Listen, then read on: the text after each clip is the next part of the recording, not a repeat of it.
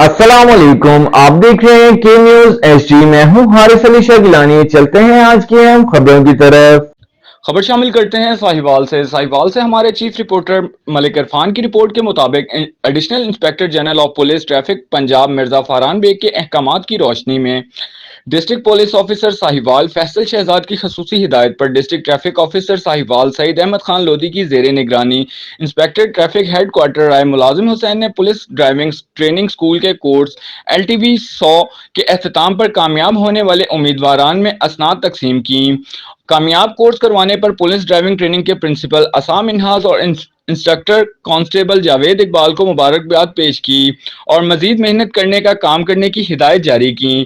تقریب کے اختتام پر طلبہ کو مبارکباد دیتے ہوئے آپ لوگوں نے دوران ڈرائیونگ ہمیشہ ٹریفک قوانین پر عمل درآمد کرنا ہے، خصوصاً دوران ڈرائیونگ موٹر سائیکل ہیلمٹ کا استعمال لازمی قرار دیا۔ خاص دوران ڈرائیونگ ون وے کی خلاف ورزی کسی بھی صورت نہ کریں، اس سے آپ کو حادثات کا سامنا کرنا پڑ سکتا ہے۔